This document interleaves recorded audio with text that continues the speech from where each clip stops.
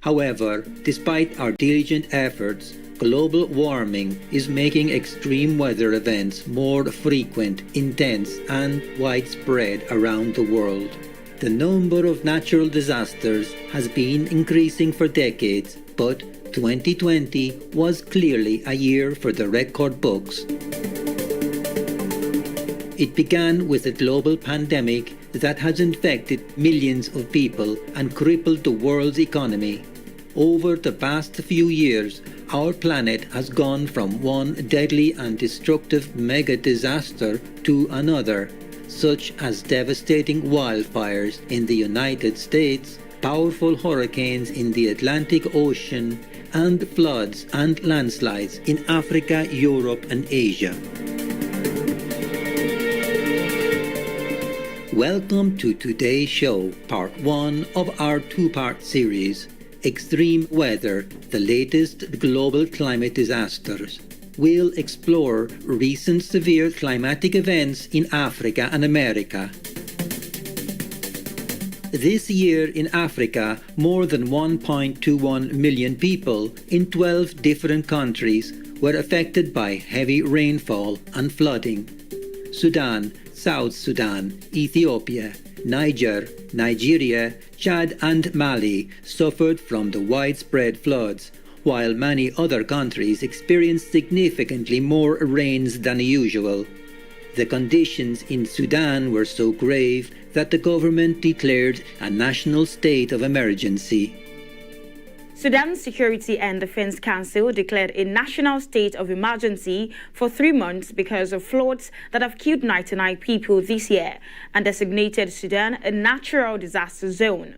The Sudanese Ministry of Labor and Social Development says that in addition to the deaths, floods this year have injured 46 people, inflicted damage on more than 500,000 people, and caused the total and partial collapse of more than 100,000 homes. The rate of floods and rain for this year exceeded the record set during the year 1946 and 1988, with expectations of continued rising indicators, Minister Lena El-Sheikh added. The Council also announced the formation of a Supreme Committee headed by the Ministry of Labor and Social Development to deal with the ramifications of the flood for the fall of 2020.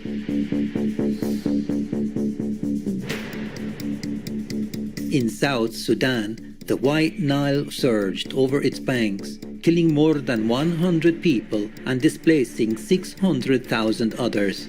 Floods also wreaked havoc in Nigeria, Ghana, Burkina Faso, and Mali.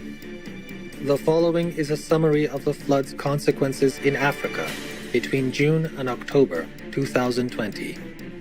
Floods in Democratic Republic of Congo had resulted in at least 15 fatalities and thousands of people were affected.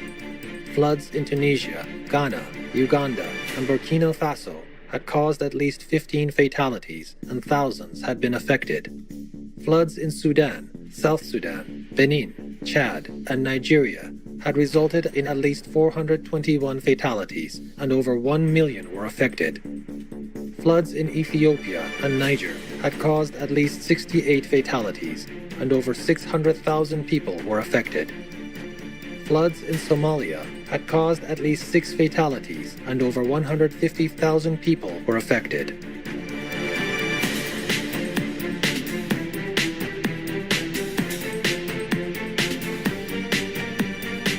Meanwhile, in California, USA, massive wildfires have raged across the state since August, being responsible for 31 deaths, destroying more than 8,687 structures and driving thousands of people from their homes. By mid-September 2020, the damage caused by the wildfires had become the worst in the state's history, with an estimated economic toll of more than $20 billion. Disaster scene here in our state. It's been a remarkable year, just shy of 4 million acres now burned year to date in the state of California. The blazes quickly ripped through hundreds of thousands of acres, and people had just minutes to evacuate. If you're out there and you see the fire and you think it's a ways from you, it could be on you in minutes. Russ Davis is chief of the Bald Mountain Fire Department. This is home for him. He knows the Sierra National Forest well, knows Shaver Lake, and the fuels are still feeding this massive fire. The crisis in the United States' most populous state is more than just an accumulation of individual catastrophes. It's also an example of something climate experts have long been worried about, but which few expected to see so soon: a cascade effect in which a series of disasters overlap, triggering or amplifying one another. Facing a situation similar to California's, the neighboring state of Oregon is working to contain raging wildfires. As of October 26, 11 people had perished, including 2 firefighters, and more than 1 million acres had been burned. 2 small towns near the California border were wiped out. One of these massive fires, Lion's Head, was Oregon's 6th largest wildfire in the past 100 years. As the massive fires continued to burn, smoke-induced air pollution posed a health hazard to millions of people. Thick clouds of particles wafted over cities and rural areas alike, turning the azure skies orange due to wildfire smoke. British Columbia, Canada, also experienced several wildfires, prompting calls for evacuations. We'll take a moment now to listen to an important message and be back shortly. Please stay tuned to Supreme Master Television. Welcome back to our show about extreme weather events around the world. This year, in the Pantanal region of South America, fires destroyed almost twice the area of California's fires, and researchers fear that this rare ecosystem will never recover. According to the Global Fire Emissions Database project run by NASA, wildfire damage in Brazil's Amazon rainforest was the worst in 9 years, and scientists warn that the situation could get worse if the current drought continues. The fires threatened the indigenous communities of the Pantanal and the rich biodiversity it supports. The loss of this enormous carbon sink adds to the feedback loop of climate change. Many of these fires appear to be man-made, and the drought has helped push them to historic levels. While unprecedented wildfires ravaged the U.S. West Coast from California to Washington state, hurricanes coming in from the Atlantic Ocean pounded the U.S. Gulf Coast.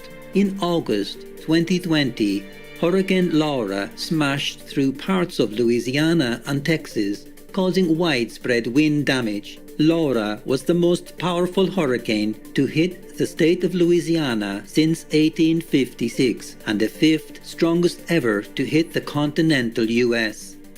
Laura came ashore as a Category 4 storm, tearing off roofs, knocking out power to more than 500,000 homes, and causing a chemical fire in an industrial plant. It's reported that at least 77 deaths were caused by Hurricane Laura in the United States. The total estimated economic cost of Hurricane Laura is at least $8 billion. Before Hurricane Laura made landfall in the US, it had already proven to be a deadly storm in the Caribbean region, bringing torrential downpours, flooding, power outages, and other damages that killed 31 people in Haiti and 4 in the neighboring Dominican Republic, as well as making life dangerous for millions more.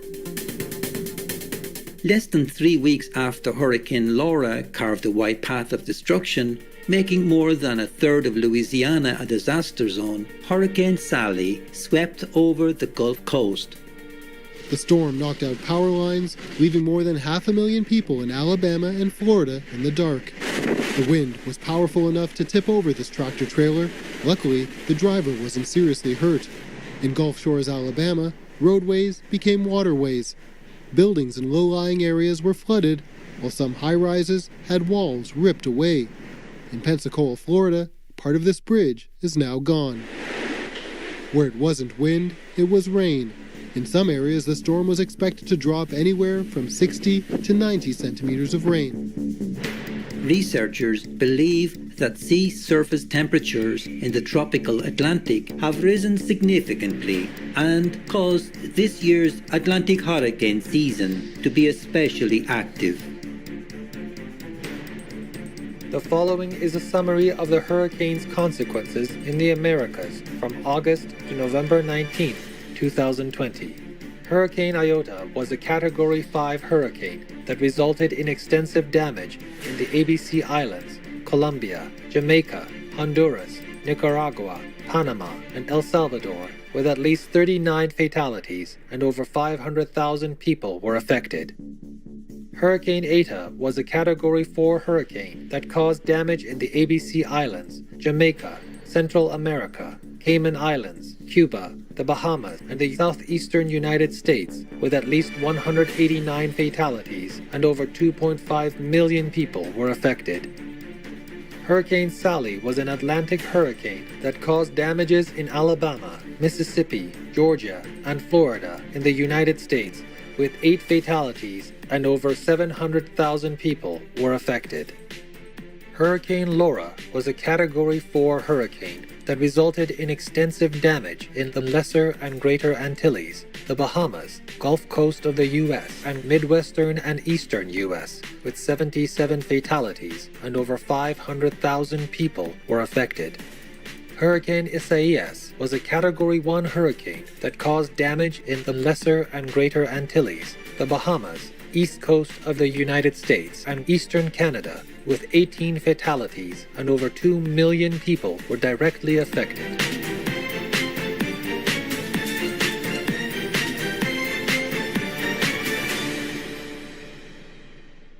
Supreme Master Cheng Hai often speaks about the many dangers arising from climate change and reminds us about the fastest and easiest way to halt it.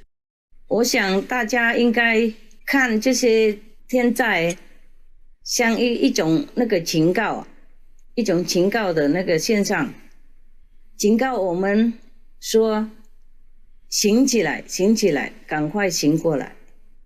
我们对这些难民啊，只能够尽最大我们的能力而已，帮助他们那个物质的方面、精神的方面，还有感情的方面而已。我们只能够给他们帮助一点点，还有安慰他们，在他们被灾难的时候，然后我们只能够帮助一些物质的方面。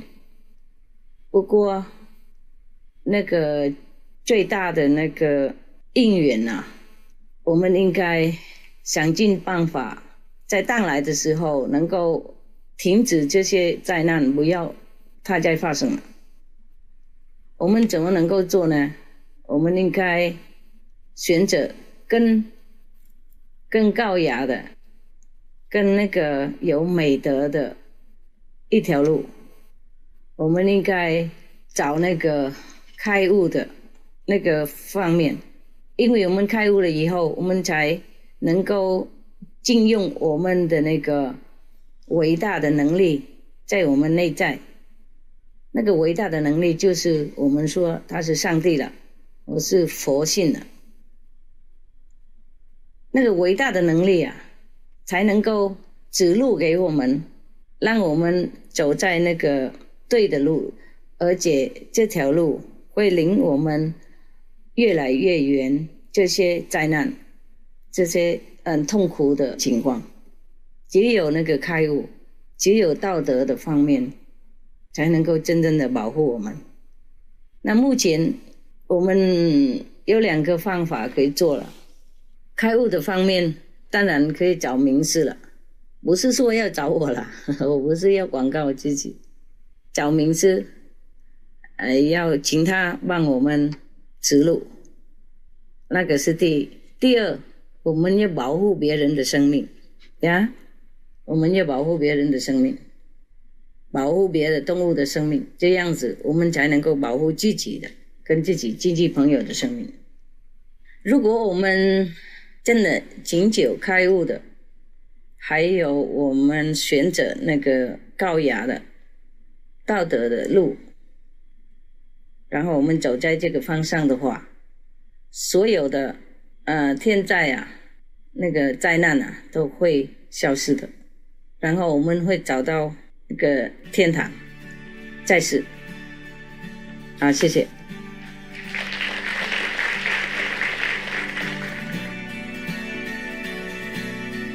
May God bless Africa and the Americas. We pray to heaven that all people soon follow Supreme Master Ching Hai's wise advice and adopt a vegan lifestyle for the benefit of all beings. Thank you for your kind company today.